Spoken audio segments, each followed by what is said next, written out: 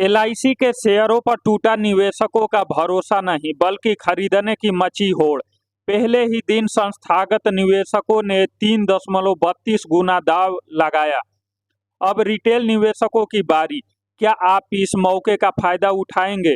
देश की सबसे बड़ी बीमा कंपनी एलआईसी का ऑफर फॉर सेल ओएफएस अब रिटेल निवेशकों के लिए खुल गया है। पहले दिन संस्थागत निवेशकों ने इस ऑफर को जबरदस्त प्रक्रिया देते हुए 3.32 गुना सब्सक्राइब किया। इससे साफ संकेत मिलता है कि बड़े निवेशकों ने एलआईसी के शेयरों में मजबूत भरोसा जताया है। अब आज रिटेल निवेशकों के पास भी इस ओएफएस में हिस्सा लेने का मौका है। सरकार इस ऑफर के जरिए अपनी हिस्सेदारी का एक हिस्सा बेच रही है। बाजार विशेषज्ञों का मानना है कि संस्थागत निवेशकों की भारी भागीदारी से रिटेल निवेशकों का उत्साह भी बढ़ सकता है। हालांकि किसी भी निवेश से पहले कंपनी की वित्तीय स्थिति, बाजार की चाल और अपने जोखिम को समझना बेहद जरूरी है। अगर आप भी एलआईसी के शेयर खरीदने की योजना बना रहे हैं तो ऑफर की कीमत, आवेदन की अंतिम तारीख और सभी शर्तों को ध्यान से पढ़कर ही फैसला लें। जो सरकारी बीमा कंपनी भारतीय जीवन बीमा निगम एलआईसी का शेयर बुधवार के कारोबार में फोकस में रहेगा।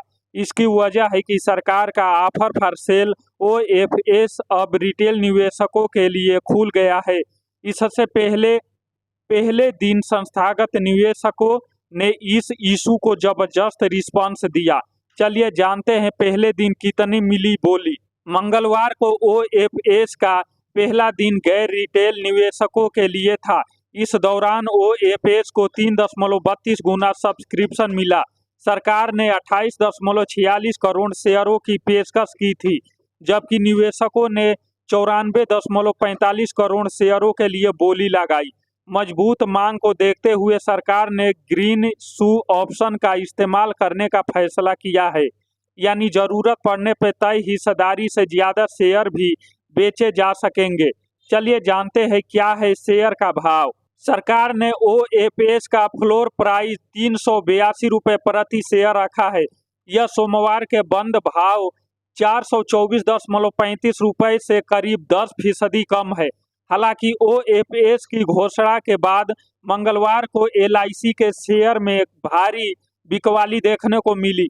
शेयर करीब 8% टूटकर 391 रुपये पर बंद हुआ। चलिए जानते हैं सरकार कितनी हिस्सेदारी बेच रही है। सरकार पहले चरण में 2.5% हिस्सेदारी यानी 31.62 करोड़ शेयर बेच रही है।